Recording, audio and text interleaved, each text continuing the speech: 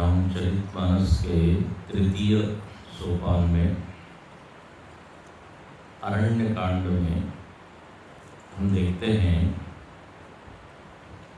कि यहाँ पर अनेक मायावी लोगों का आगमन हुआ है। ये अरण्य कांड में मोह का खूब वर्णन है। माया, मोह। शूर्पणखा यहाँ पर आई है, वो मायावी रूप लेके आई। रावण आया, वो भी मायावी रूप लेके आया। मायावी रूप मतलब जो सही नहीं है।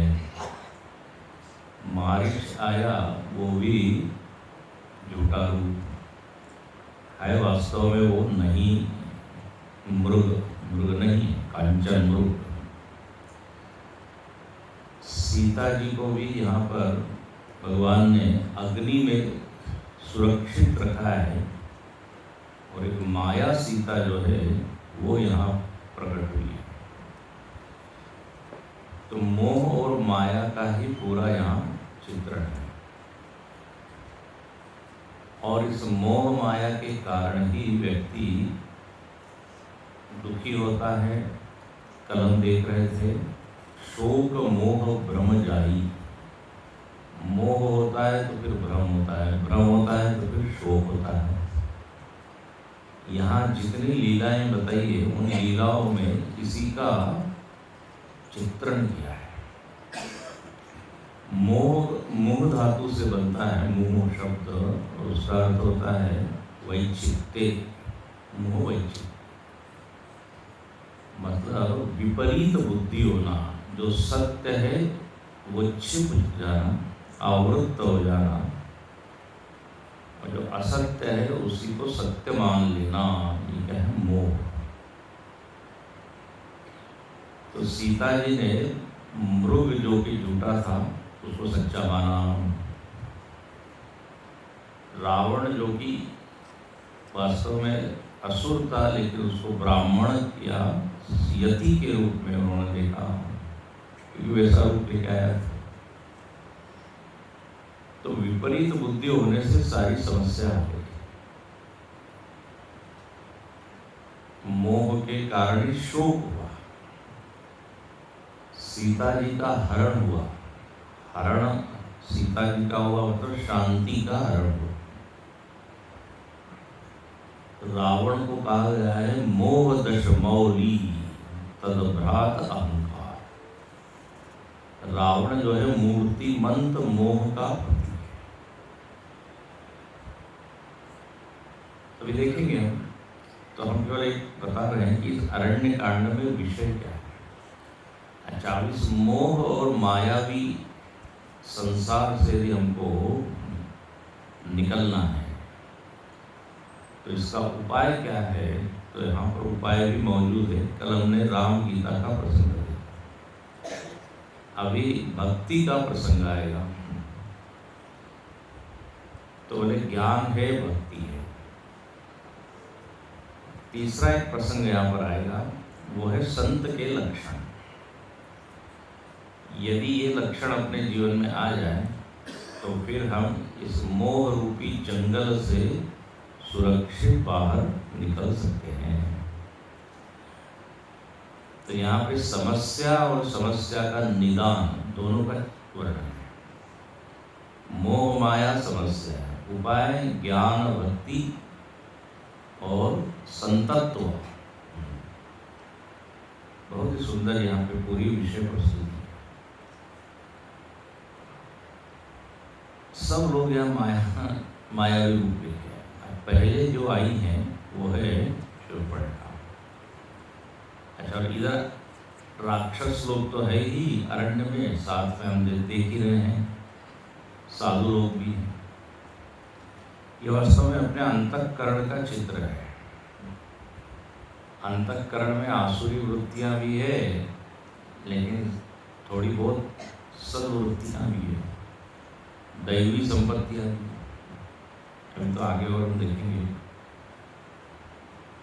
तो अंतरंग में एक रामायण चलता है और एक बाहर रामायण।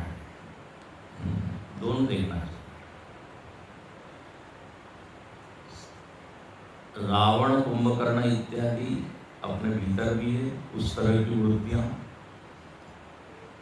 और यहीं पे शरभंग और सुतीक्ष्ण और अगस्त की तरह दैवी वृत्तियां भी।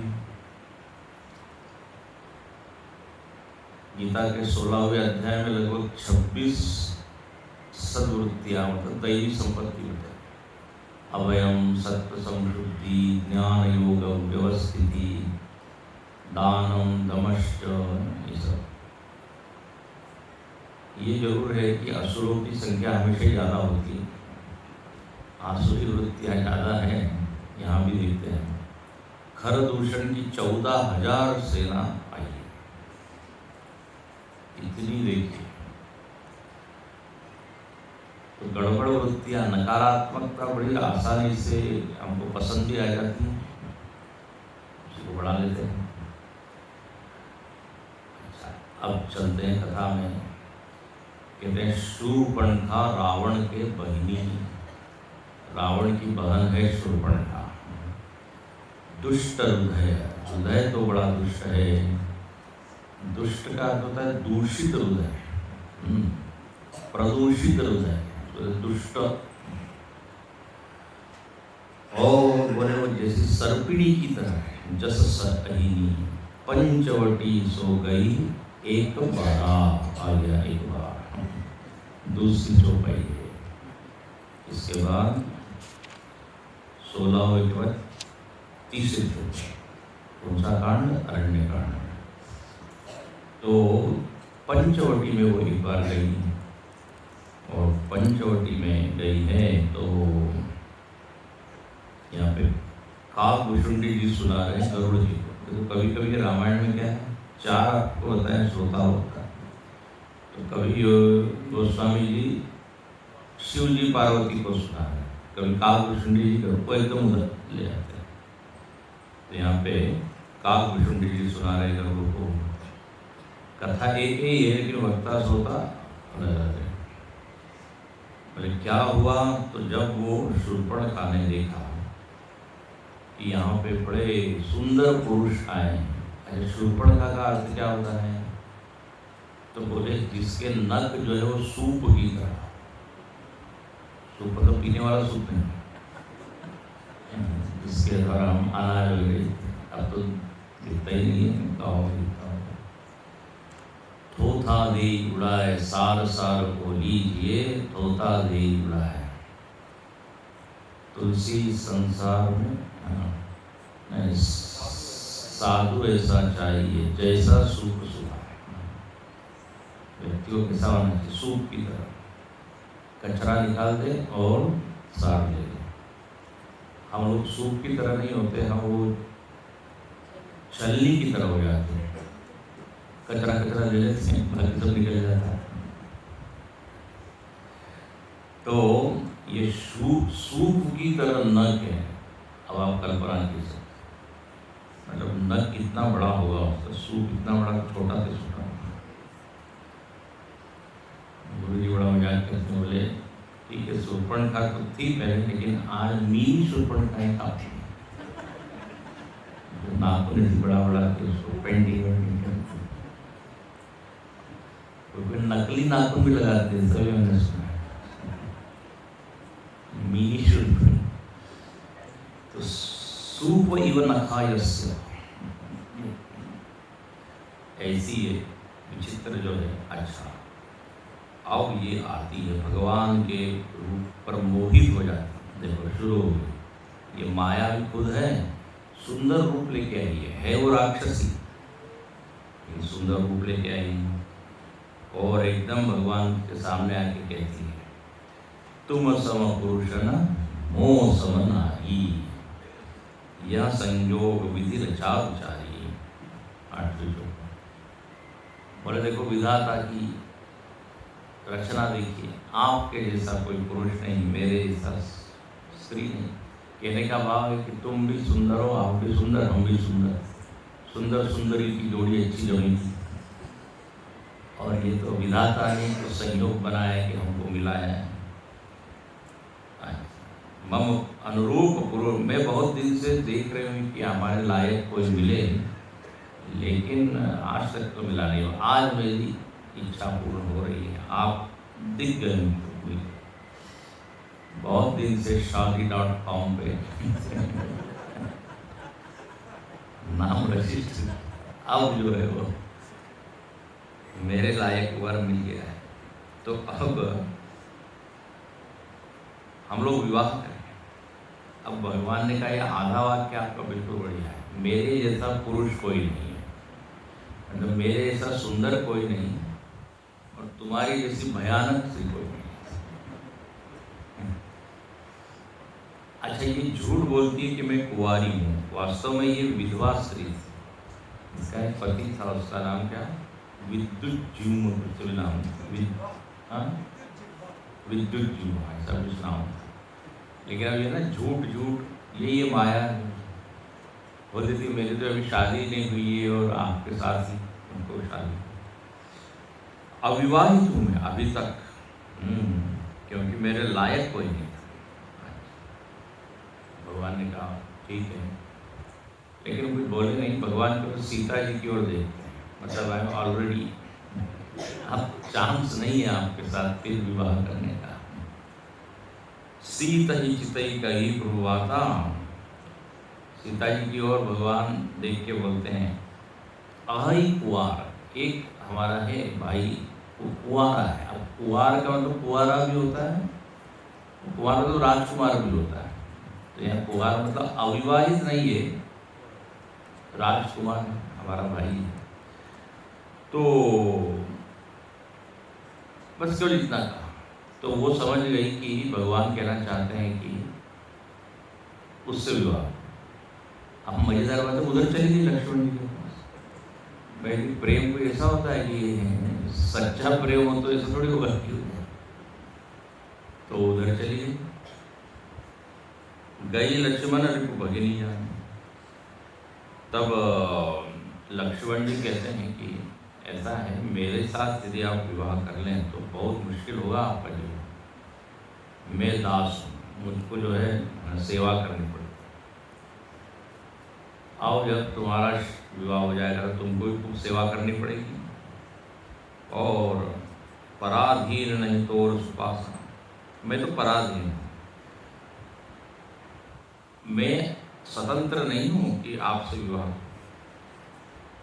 भगवान ही जो है समर्थ है, प्रभु समर्थ है। क्योंकि देखो बड़े बड़े राजा लोग 2-4 विवाह कर लेते हैं, तो यदि वो करते हैं विवाह तो उसमें कोई हंसी नहीं होगी। आप उधर ट्राई कीजिए, तो फिर वो उधर वापस जो कछु करे उन्हें सब छा जाए। भगवान जो भी करते हैं उनमें कोई दोष होता नहीं, तो उधर जाओ।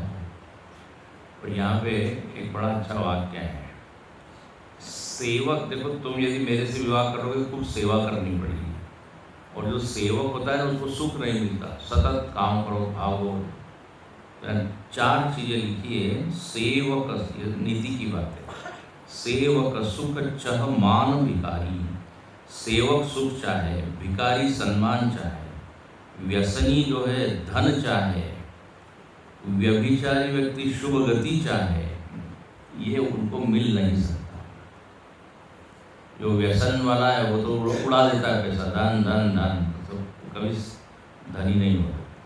लोभी व्यक्ति यशस्वी कभी नहीं हो सकता। यह मूल बात, पहला जो वाक्य है, सेवक को कभी सुख नहीं मिलता, मतलब फिजिकली, शारीरिक रूप से उसको दौड़ना भागना पड़ता है। तो इसलिए तुम क्या करो, उधर राम जी के पास जाओ। फिर राम जी के पास, अब भगवान थोड़ी नाराज होकर देखें, बोले तुमको कहा ना मेरा ऑलरेडी सीता जी है यहाँ। और ये क्या समझती है शूर्पणखा, मतलब राम जी और मेरे में बाधा कौन है, सीता। यदि सीता नहीं होती तो शायद हाँ हो सकता था। अब कहते हो सीता जी के ऊपर एकदम इसलिए आक्रमण करती है। तब भगवान लक्ष्मण जी को कहते हैं ऑपरेशन करो नाक और कान का। लक्ष्मण जी लगता है इस मामले में एक्सपर्ट रहे होंगे, जैसे नाक कान गला विशेषज्ञ होते हैं। और लक्ष्मण जी ने कहा कि मैं ऐसा ऑपरेशन करूंगा कि फिर नाक ही नहीं रहेगी, तो फिर नाक की प्रॉब्लम ही नहीं रहेगी, कहानी नहीं रहेगा तो ऐसा लिखते हैं। लक्ष्मण कहा तो सो बरई जो तृण तोर इलाज पर, तब किसी आके फिर गई और उन्होंने तुरंत जो है उनके नाक कान काट दिए। तो कहते हैं जैसे ही दोहे में आप देखिए, लक्ष्मण तिलागव सो नाक कान बिनुकी, ताके कर रावण कह मनो चुनौती। नाक कान काट दिए। अब भयंकर विकराल उसका रूप उसने प्रकट कर दिया, जो असली रूप था। यही होता है, माया से सत्य जो है वो छिप जाता है, माया हटी की भी असली रूप। तो यहाँ पे जैसे सूर्य से क्या है, बादल से सूर्य ढक जाता है, बादल हटा के असली रूप, ऐसे ही यहाँ पर उसने अपने माया रूप हटाया, असली रूप प्रकट हुआ। और जो है बड़ी कुरूप हो गई ना, वो कुरूप नाक कान के। अब बहुत गुस्सा होती है, लेकिन बोले इनके साथ आक्रमण करना तो घातक है, 2 लोग हैं हमको मार देंगे। तो वहाँ तो युद्ध उसने किया नहीं। और नाक और कान के बिना, यहाँ वर्णन है, इतना खून निकल रहा है, ऐसा लग रहा है मानो कि किसी गुफा में से गेरुआ जैसे रंग होता है गेरुआ, वो बह रहा है। कितना विशाल रूप है उसका। जनुस्रव शैल गेरु के धारा, रोते बिलखते वो गई अपने भाई के पास, खरदूषण के पास, और उनके ऊपर नाराज होती है, धिग धिग तो धिक्कार है तुमको, धिक्कार है। अरे उन्होंने कहा हमको क्या, हमने कुछ किया नहीं। बोले तुमको खबर ही नहीं है ये राम लक्ष्मण जी इधर घुस गए हैं, तुम बड़े आराम से सब पूछा और तब उसने बताया। अब देखिए नाक कान काट दिए, इसका क्या अभिप्राय हो सकता है? हर चीज का एक कुछ आध्यात्मिक अर्थ है। तो संत लोग बताते हैं कि इंद्रियों का उपयोग जो करना चाहिए वो नहीं कर रही है। भाई पंचेंद्रिय का उपयोग क्या है? आंखों से हम क्या करें? भगवान का दर्शन करें, कान से श्रवण करें।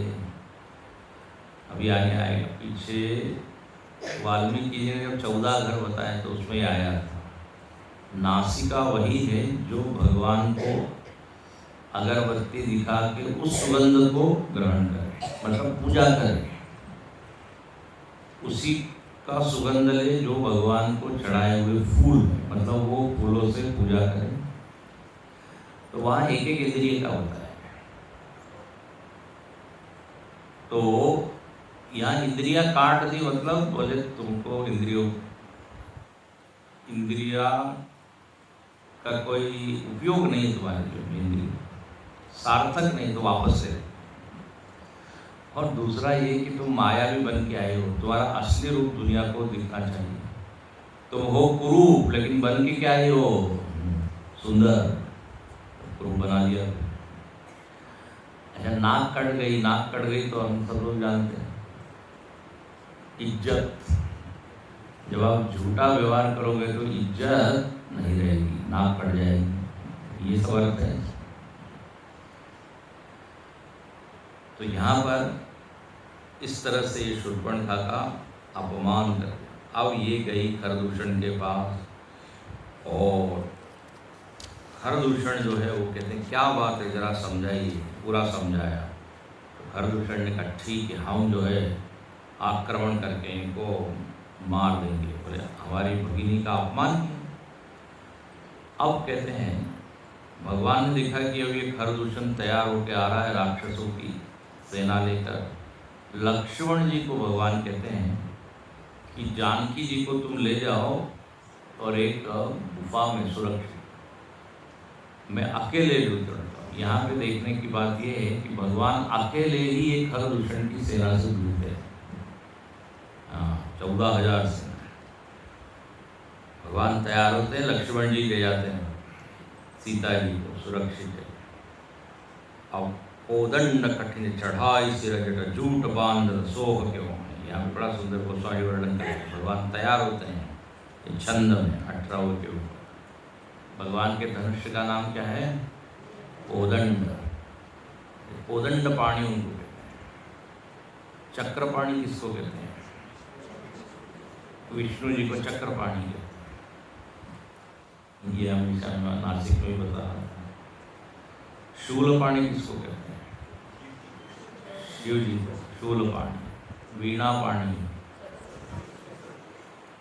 सरस्वती। मोबाइल पाणी जिसके हाथ में मोबाइल। मनुष्य वो खेतों में वो होता है ना, क्या बना देते नकली आदमी। दो चिड़िया आपस में बात कर रही है। एक कह रही है देखो आदमी खड़ा है वहाँ, उधर जाओ मत जाओ। दूसरी कहती नहीं नहीं ये आदमी हो नहीं सकता। तो बोले कैसे नहीं हो सकता? बोले इसके हाथ में मोबाइल नहीं है, ये नहीं हो सकता। हाथ में एक एक चीज है। तो कोदंड पाणी, शारंग धनवा, ये विष्णु जी का नाम है शारंग। कोदंड कठिन चढ़ाई, भगवान अपने को सजाते हैं, तैयार व्यार होते हैं, बड़े जाते हैं। अब भगवान खरदूषण के सामने आए। जब खरदूषण ने देखा, खर और दूषण दोनों को देखा, दोनों ने भगवान को देखा, भगवान के सुंदर रूप से ही वो मोहित हो गए। अब देखो यहाँ भी भगवान ने अपनी मोही दी। बोले हम भरी जन्म सुनऊ सब भाई, देखी नहीं असी सुंदरता ही। 18 के बाद 14। बोले ऐसी सुंदरता तो कभी हमने देखी नहीं, एकदम इतने सुंदर। कंदर पकोटी अमित छवि न, करोड़ों कामदेव की सुंदरता को इकट्ठा कर दिया जाए तो भी बोले बराबरी नहीं हो सकती। हमें शास्त्रों में सुंदरता का जो मेजरमेंट है वो किसके द्वारा होता है? कामदेव। उसके द्वारा ना, इसकी सुंदरता कामदेव से 10 गुनी ज़्यादा है, 20 गुनी ज़्यादा है। तो कंदर्प कोटि अमित, श्री रामचंद्र गोपाल उसमें आता है। तो ऐसे ये सुंदर है। तो इनके मन में युद्ध करने का जो विचार था ना वही खत्म हो गया। बोले इतना सुंदर के ऊपर शस्त्र चलाने की इच्छा नहीं हुई। वो कहते हैं यद्यपि भगिनी, वो हमारी बहन, आपको कुरूप किया है, बट युद्ध करने का मन नहीं हो रहा है। यद्यपि भगिनी की न कुरूपा, वध लायक नहीं पुरुष अनुपा। तो भगवान को वो दोनों बोल देते हैं ऐसा कीजिए, आप वापस जाइए, युद्ध करने की इच्छा है। आप वो स्त्री को दे दीजिए हमको, सीता जी को, क्योंकि हमारी भगिनी को प्रॉब्लम हो स्त्री से। सीता जी यदि नहीं हो तो शायद राम जी, तो स्त्री को सीता जी को आप। जब ये सुना है राम जी बड़े गुस्से हो गए। बोले शत्रु के ऊपर कृपा करना ये कायरता का लक्षण है। बहुत प्रसिद्ध जो है, श्री पर कृपा परम कदराई। रण चढ़ी, रण में आके कोई कृपा करुणा दया की बात करें, बोले ये कोई सही लक्षण नहीं। आओ युद्ध करो। और जो है वहाँ भयंकर युद्ध शुरू हुआ है। अब यहाँ पूरा युद्ध का वर्णन है, कैसे वो ना अलग अलग अस्त्र शस्त्र से युद्ध कर रहा है। यहाँ पर गोस्वामी उसका वर्णन भी ऐसा करते हैं, बिल्कुल लगता है कि कटकटाई। कट कट ही जंबू भूत प्रेत पिशाच घर पर संचय, वेताल वीर कपाल ताल बजाए योगी निरंत, रघुवीर बाण प्रचंड खंड, घटन के उरभुज शिरा, चतन पर ही उठ लहरी धर करही। आखिरी पढ़ आखिरी। मणिपरत उठिपट भिरत मर्तन करत माया अति घनी,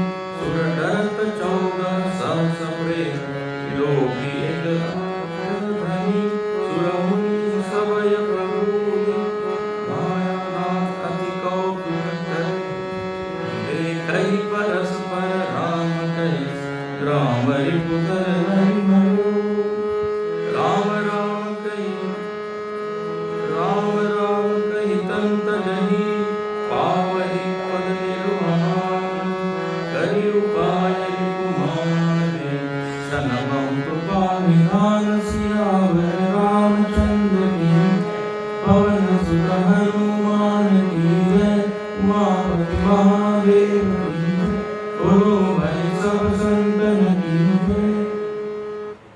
भयंकर वर्णन देखो, आप शब्दों को पढ़ के समझ में आ जाएगा कि युद्ध हो रहा है। कट कट जम्ब भूत प्रेत पिशाच खर पर संजय, भूत प्रेत वहां पे आगे खोपड़ियां बटोर रहे हैं, भगवान मारते चले जा रहे हैं, खोपड़ियां बटोर, और किसी की भुजा गिरी है, किसी का सिर गिरा है, किसी का, लेकिन ये खर माया माया करके बार बार जो है खड़े होकर युद्ध करते हैं। तो भगवान ने कहा ओके, आप माया भी कर रहे हैं, हम भी करते हैं। और भगवान ने भी ऐसी लीला की कि जितने वो 14,000 लोग थे, एक दूसरे को राम के रूप में देखने लगे। इसको लगता है राम ये, उसको लगता है राम,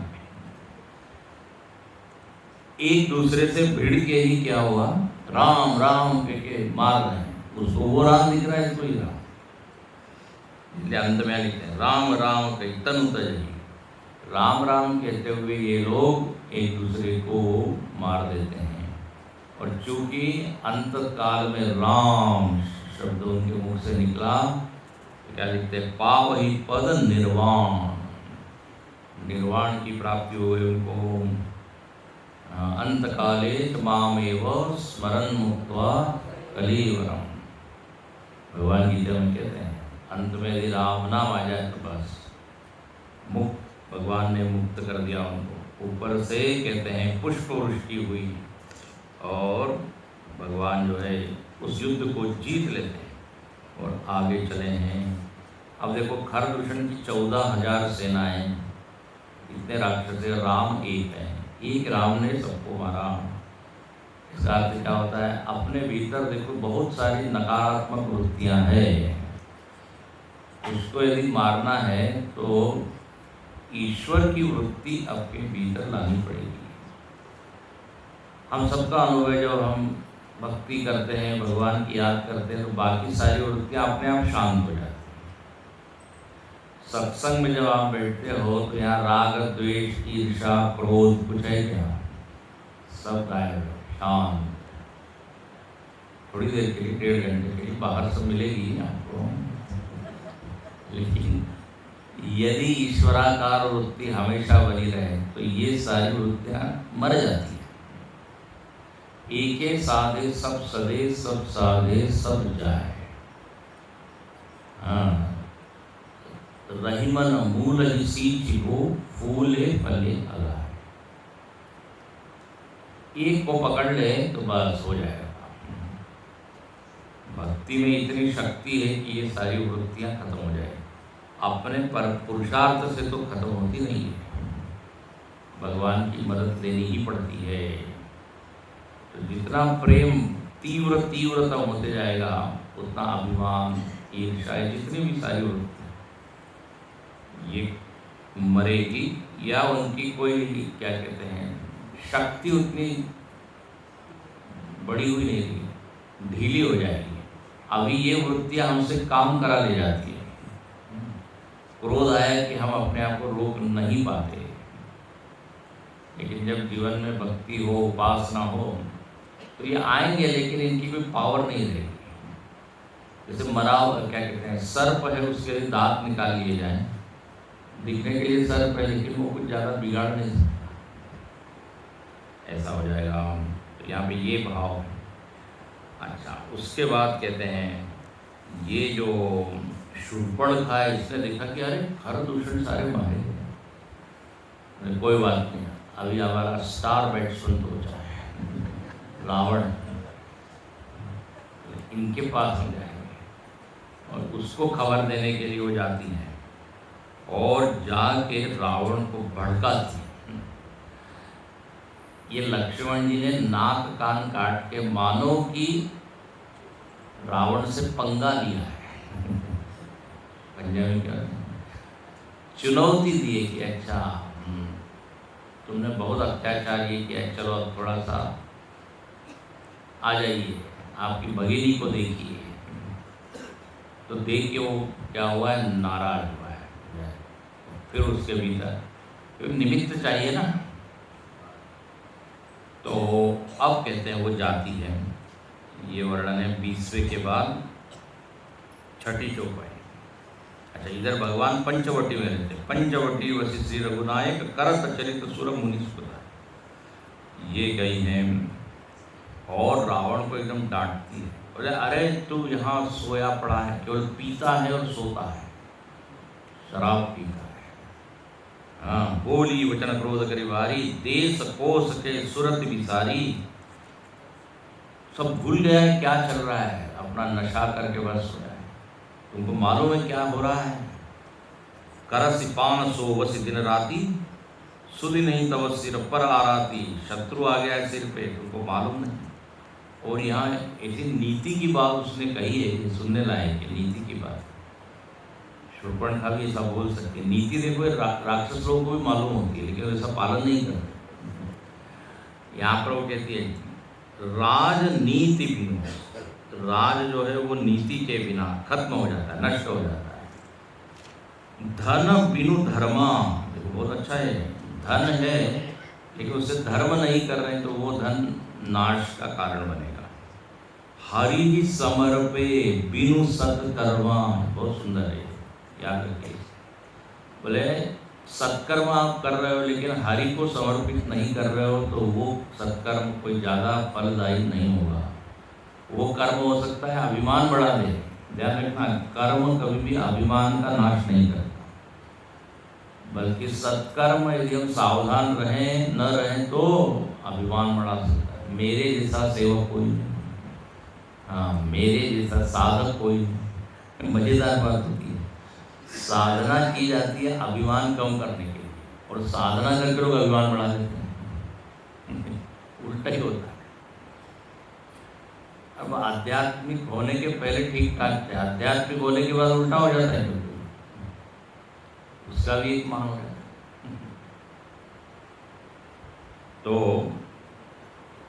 एक ने कहा देखो सारे लोग अभिमानी हैं, मैं ही एक ऐसा हूँ जो निराभिमानी हूँ। तो निराभिमान का भी क्या होगा, अभिमान हो गया। गुरुदेव का एक वाक्य है ह्यूमिलिटी के ऊपर, the moment you say that you are humble you have lost it. सही ना? हम बार बार कहें मैं बड़ा विनम्र हूँ, मैं बड़ा, मेरे जैसा कोई विनम्र नहीं है। तो कहते हैं सत्कर्म जो है वो जब तक उसमें भगवान को आप ऐड नहीं करोगे कि भगवान की कृपा से हो रहा है, भगवान के लिए हो रहा है, वो अहंकार इत्यादि का नाश नहीं कर सकता। तो हरि समर्पे बिनु सत्कर्मा, विद्या बिनु विवेक उपजाए। विद्या जो है बिना विवेक को उपजाए बेकार है। विद्या से यदि विवेक न जागे तो व्यर्थ है। श्रम फल पढ़े किए उपाय, सब श्रम। संग ते यति कुमंत्र ते राजा, संग से यति का नाश होता है, गलत सलाह देने वाले मंत्रियों से राजा का नाश होता है। मान ते ज्ञान, बहुत अभिमान होने से ज्ञान का नाश होता है। और पान ते लाजा, शराब इत्यादि पीने से लज्जा इत्यादि खत्म हो जाती है। ऐसे कि कितने सारे सब नीति के सब ये हैं। तुलसीदास जी ने इतना अध्ययन किया हुआ है अलग अलग ग्रंथों का। प्रीति प्रणय बिनु मदते गुनी, ना सही बेग नीति अति। ये सब आप पढ़िएगा, कौन किसके कारण नष्ट हो जाए। तो यहाँ रावण को याद कराते हैं, तू पान कर रहा है, भूल गया है, नाश होगा तेरा। और यहाँ 3 चीज़ें बताई कि इनको छोटा नहीं समझना चाहिए। रिपु रुज पावक प्रभु, अहिगनीय न छोट। 3 नहीं ज़्यादा, शत्रु रोग अग्नि पाप स्वामी और सर्व। कितनी चीज़ हो गई? 6। इनको छोटा मत समझो। और शत्रु जो दिख रहा है छोटा, कब वो तैयारी करके बड़ा हो जाएगा मालूम। इजराइल इतना सा देश है, छोटा सा, सुपारी इतना। 6 उसके शत्रु है, सीरिया है और क्या लेबनान है और ईरान, इराक, सबसे अकेला भिड़ रहा है। दिखने में छोटा है इजराइल, तो उसके आकार को मत देखो, उसकी शक्ति को। शत्रु को छोटा ना समझे, रोग को छोटा ना समझे। कहाँ वो सेकंड स्टेज, थर्ड स्टेज में चला जाता है। इसलिए जैसे लक्षण दिखे तुरंत अग्नि, चिंगारी वो भड़क जाती, कहाँ से क्या हो। पाप, स्वामी, सर्प, अरे छोटा सा सर्प है, अरे छोटा तो विष तो उतना ही है ना उसमें। हाँ, इसलिए इनको छोटा, ऐसा करके जोर जोर से वो रोने लगी। रावण देखता है कि अच्छा ये बहुत ही परेशान है, बड़ी हमको समझा रही है। बोले बताओ तो सही है तुम्हारा रूप किसने किया, जरा विस्तार से बताओ।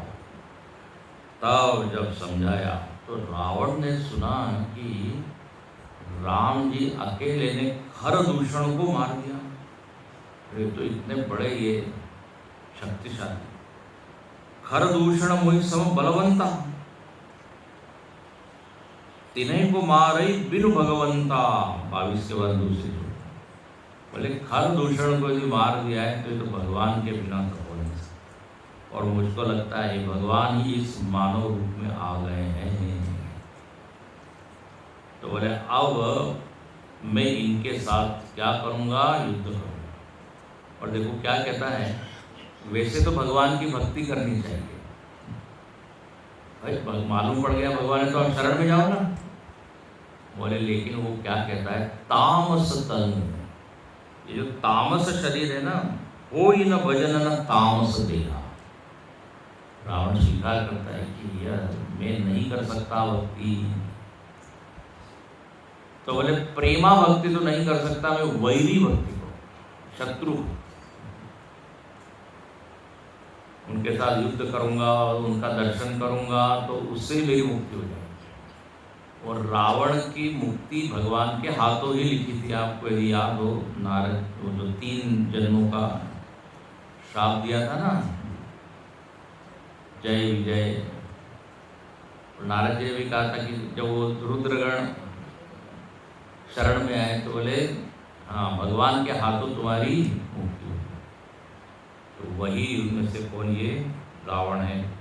तो वो कहता है कि जो नर रूप, यदि ये भगवान ही है तो मैं इनके साथ युद्ध करूं। और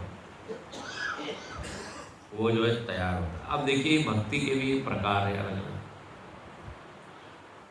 भागवत जी में आया है ना, द्वेषात, कंस ने द्वेष किया कृष्ण से, गोपियों ने प्रेम किया। वहाँ भाव ये बताया कि किसी भी प्रकार से आपके मन में भगवदाकार वृत्ति बनी, भगवान से संबंध जुड़ना चाहिए। ध्यान से सुनिएगा। अब आप कैसा संबंध जोड़ रहे हैं आपके ऊपर है।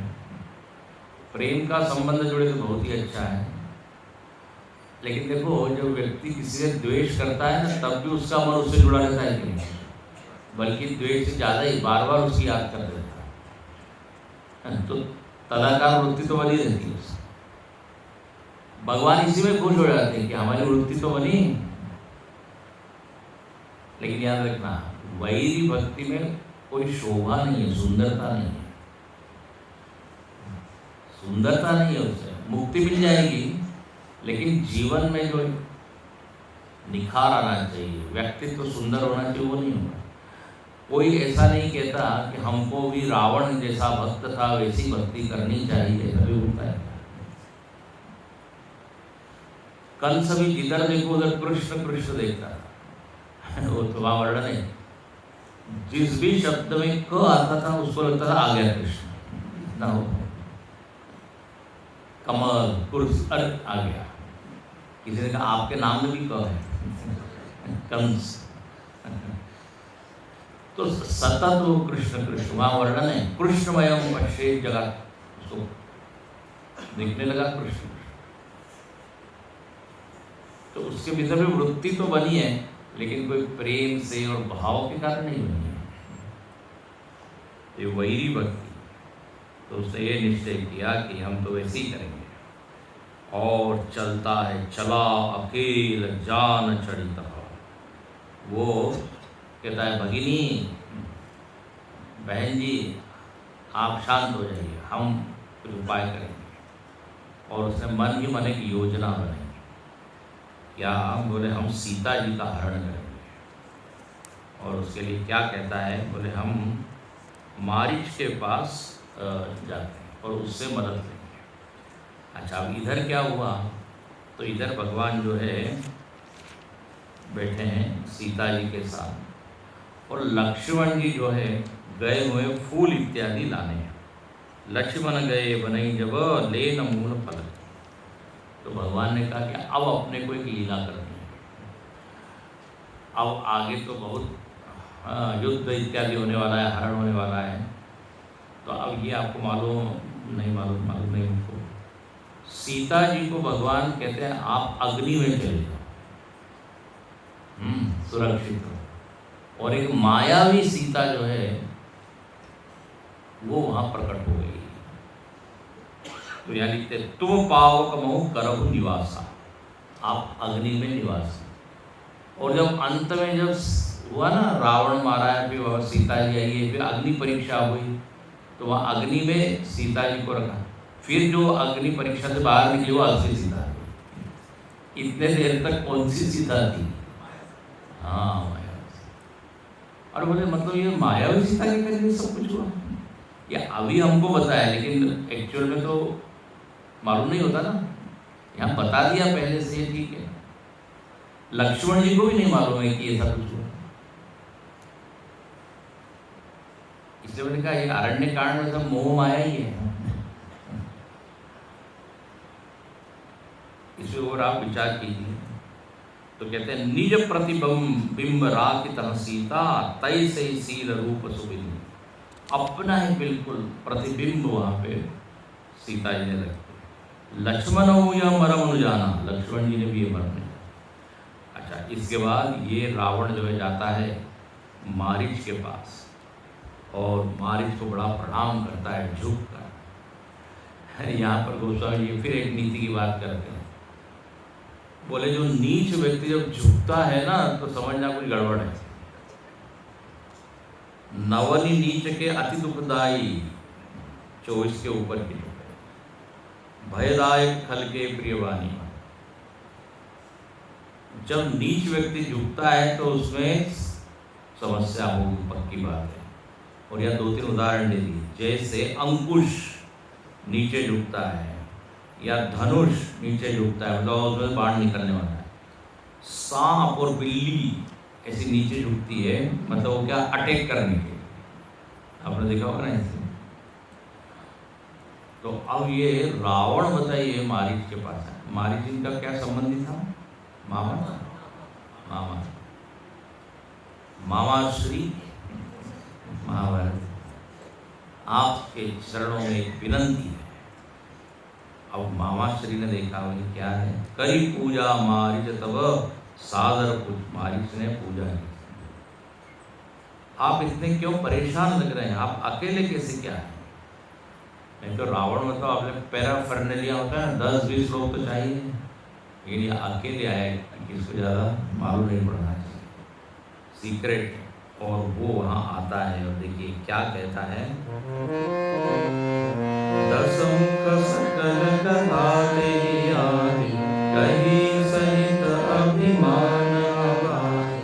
ओ कपट मृग तुम छलकारी, देहि विधि हरियाणी तेहि पुनि कहा सुनहु दस सीसा। तेहि नर रूप चराचर ईसा, तासो तात भयउ नहीं कीजे। मारे मरियति आए जीते, मुनि मकरातन कयउ कुमारा।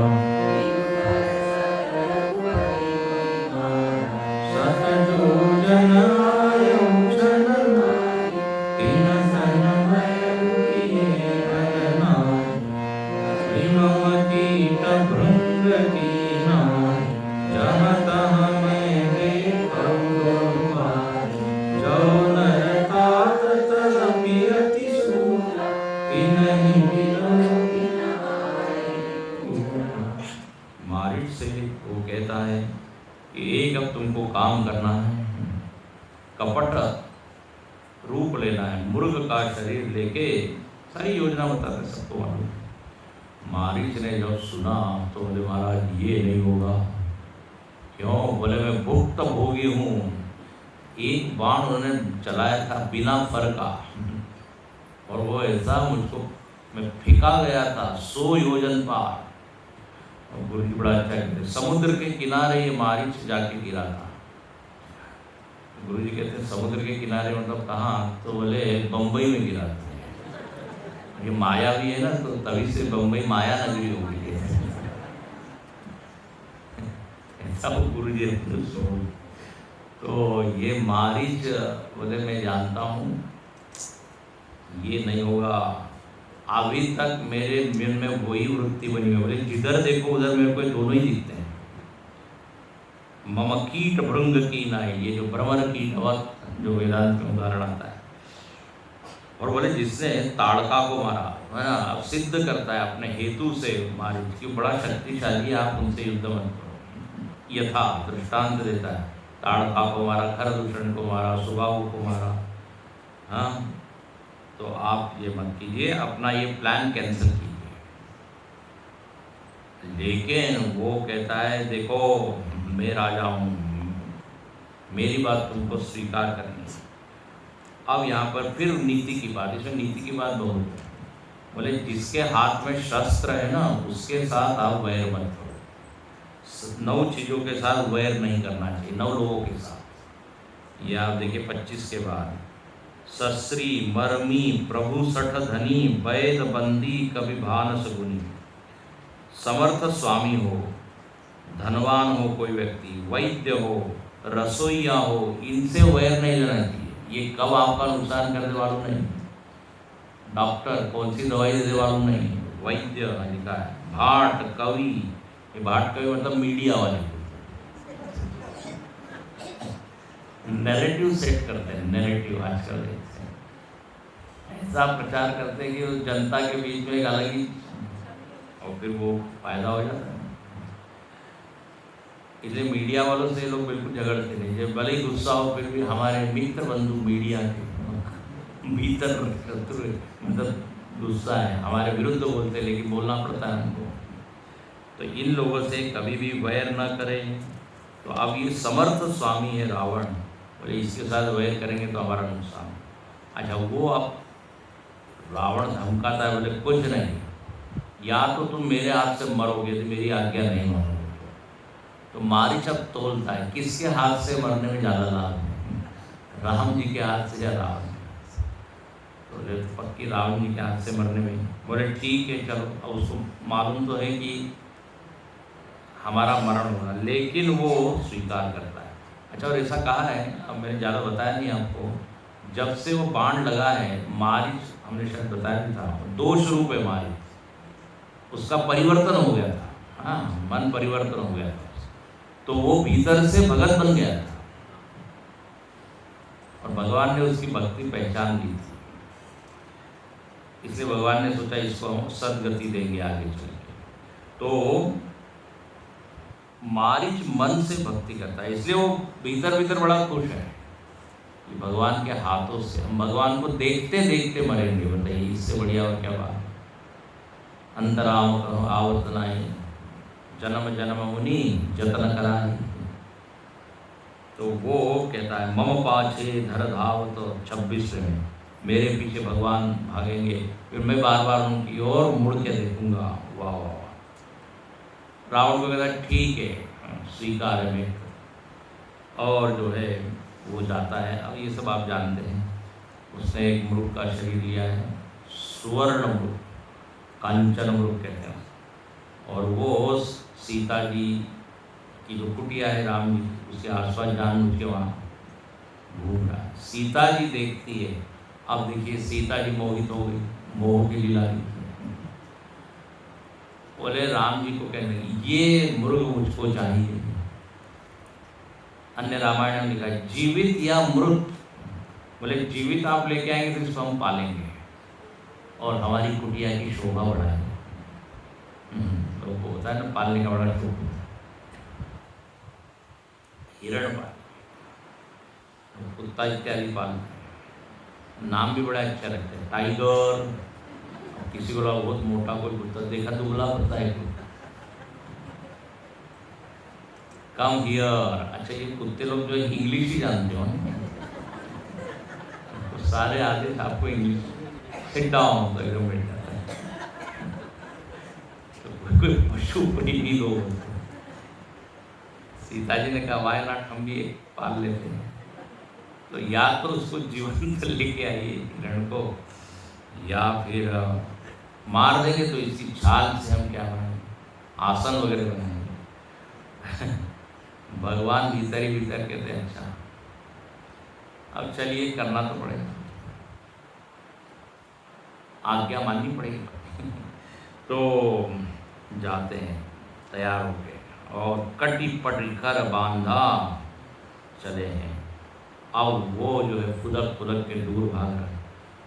यहाँ बड़ी बढ़िया टिप्पणी करते हैं गोस्वामी जी, निगम नीति शिव ध्यान न पावा, माया मृग पाछे सुधा।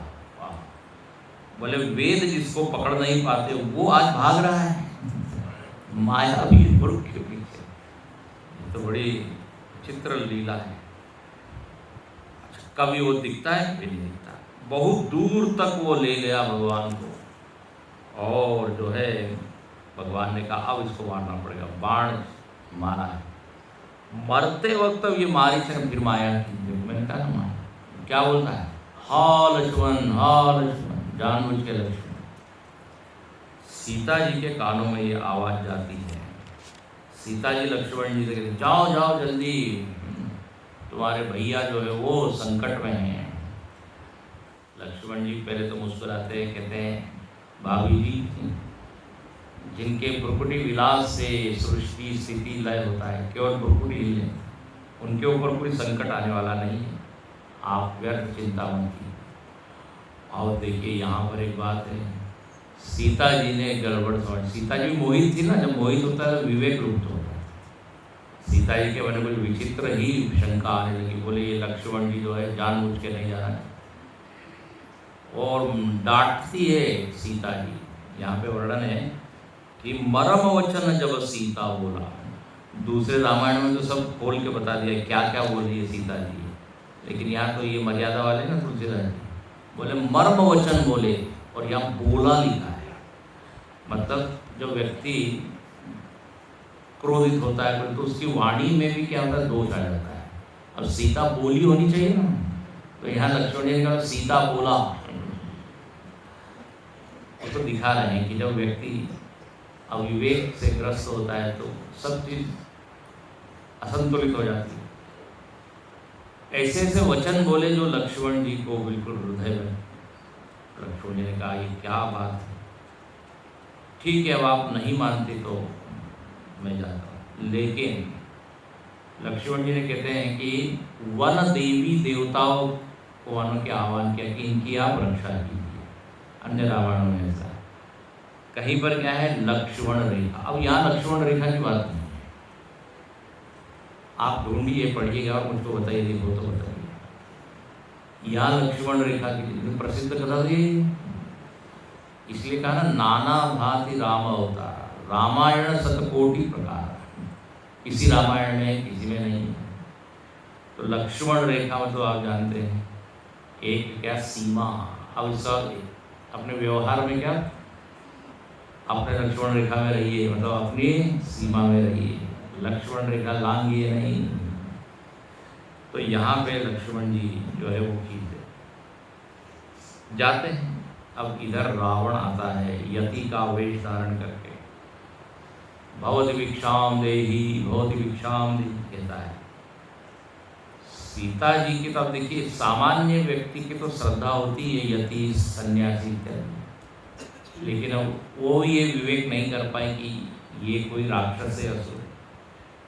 बड़ी मीठी मीठी बातें वो करता है रावण, और वह उनको लक्ष्मण रेखा के बाहर ले, जैसे उन्होंने क्रॉस किया एकदम वो उठाता है, और उसने रथ पीछे रखा हुआ था, उस रथ में बिठा के चला गगन पथ आतुर भय रथ हाकि न जाए। 28 में डरा हुआ है, उससे रथ हाका नहीं जा रहा है, लेकिन देखो जो व्यक्ति पाप करता है वो डरता है। तो जैसे चोर भी कोई चोरी करते समय कोई डरते हुए चोरी करता है, तो कहते हैं उसने हरण किया सीता जी को और वो वहां से चल पड़ा। सीता जी जोर जोर से रोती है, कह रहे हा जग एक वीर रघुवार, कई अपराध विसार बुदाया। और बार बार अपने गलती को वो समझती है, मैंने लक्ष्मण जी को गलत वचन बोले, उनको जबरदस्ती भेजा। हा लक्ष्मण तुम्हारा नहीं दोषा, सो पल पायो कीने सिमो रोसा। क्रोध में आके मैंने कुछ कुछ बोल दिया, उसका फल मुझको मिल रहा है, ऐसा करके विलाप करने लगी। और जब वो जा रही है तो गीधराज वहाँ पर है, जटायु, वो जो विलाप सुनता है रावण को रोकने का प्रयत्न करता है। और ये सब आप जानते हैं, युद्ध करता है, लेकिन अब रावण के पास तलवार है, तलवार से वो जटायु की पंख जो है छाड़ देता है, गिर जाते हैं। लेकिन ध्यान रखना, जटायु हार के भी जीत जाते हैं और रावण जीत के भी हार जाता है। मतलब सब लोग जटायु की प्रशंसा कर रहे हैं, वैसे तो हार गया ना जटायु, सफल नहीं हुआ सीता जी को बचाने, लेकिन प्रशंसा हो रही। और रावण सफल हो गया अपने काम में, लेकिन कोई उसकी प्रशंसा नहीं करता। कोई अपने लड़के का नाम रावण नहीं रखता, कोई है कि आपके अड़ोस पड़ोस में है सफल हुआ ना अपने का, सक्सेसफुल पर्सन, ऐसा कोई नहीं होता। तो यदि आपका इंटेंशन, इच्छा या प्रयोजन यदि गड़बड़ है तो भले ही उसमें आप सफल हो जाए, लेकिन उससे कोई सम्मान, आदर नहीं, ये निंदा ही होती है। तो रावण ने इस तरह हरण किया। आप देखो इस कथा का आध्यात्मिक अर्थ आप जानते ही होंगे। वैसे तो सीता जी जो है ना सुरक्षित तब तक थी जब तक उनका ध्यान राम जी में था, ध्यान से सुनना। लेकिन जहाँ उनका ध्यान वो सोने के हिरण में गया, हरण हो गया, हिरण में देखा और हरण हो गया। हम लोगों की यही कथा है।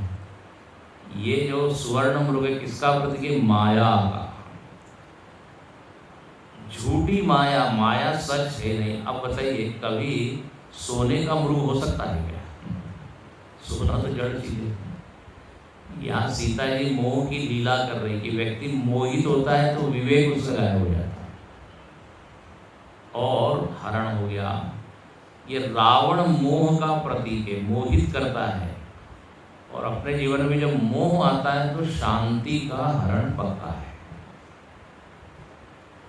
झूठी चीजों में जब आसक्त हो जाते हैं तो शांति को खो बैठते हैं, बड़ी भारी कीमत चुकाते हैं हम। We lose our peace of mind। तो यहाँ पर ये कहा, अच्छा हम सुरक्षित रह भी सकते हैं यदि हम नियमों का पालन करें, अनुशासन में रहे, लेकिन उन्होंने लक्ष्मण रेखा पार की, वो भी गड़बड़।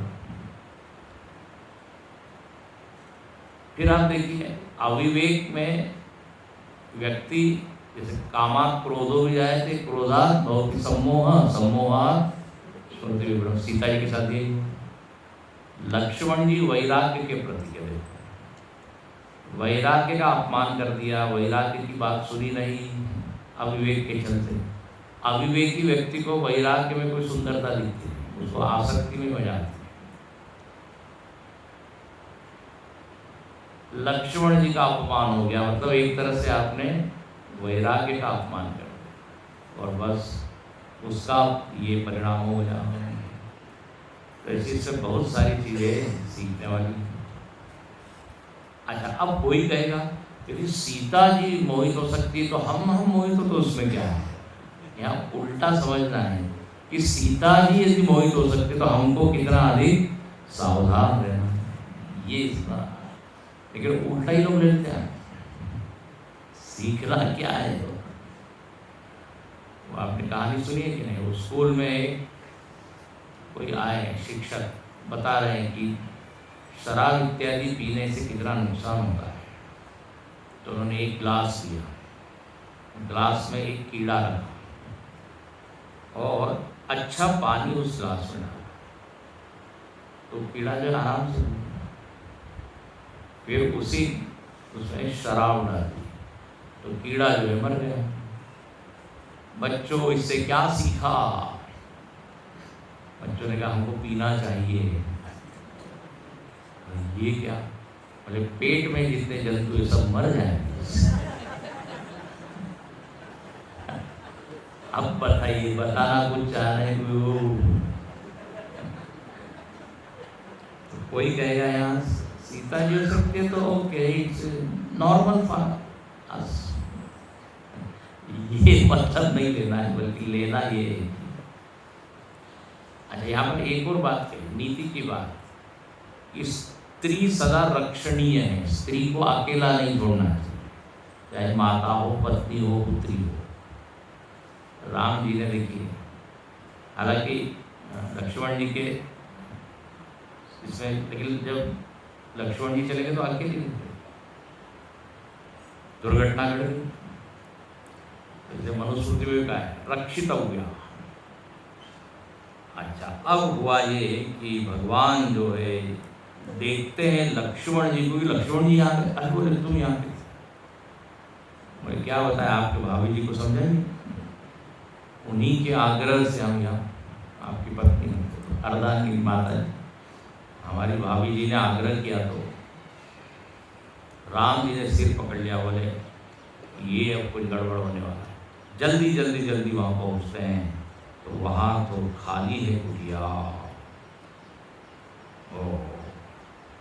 इधर सीता जी को रावण ले जा रहा है, गिद्धराज ने प्रयत्न किया लेकिन वो मारा, घायल होकर नीचे गिर पड़ा। तब कहते हैं सीता जी ने जो भी आभूषण इत्यादि थे ऊपर से उन्होंने डाल दिए, क्योंकि गिरी पर बैठे कपिन निहारी। कुछ वानरों ने देखा कोई स्त्री जा रही है, ऊपर से देखा, कहीं ऐसा वर्णन है कि ये वानर लोग जो राम राम राम ऐसा कुछ कर रहे थे, बोले अरे ये शायद राम जी को जानते हैं, राम जी के वक्त ये मदद कर सकते हैं। तो सीता जी ने वहाँ डाला, वही सुग्रीव इत्यादि थे, और रावण तो ले गया। और कहते हैं सीता जी ने जो आखिरी दृश्य, आखिरी रूप भगवान का देखा है, उसी को हृदय में रखा है और उसी का ध्यान कर रही है। रटती रहती हरि नाम 29वां दुआरे की, जही विधि कपट कुरंग संग धाई चले श्री राम। इसके बाद कवितावली में बहुत अच्छा भजन भी गोस्वामी ने लिखा है। तो उस चित्र को अपने हृदय में धारण करके वो आ रही थी। इधर राम जी आते हैं और जब देखते हैं तब बहुत ही विलाप करते हैं, वो वर्णन देखेंगे। और खोजते खोजते शबरी के आश्रम भगवान पहुंच जाते हैं। इसलिए अगली कक्षा में बड़ा अच्छा प्रसंग हम देखेंगे, शबरी माता से। यहाँ रुकते हैं। हरि बोल हरि बोल हरि हरि बोल।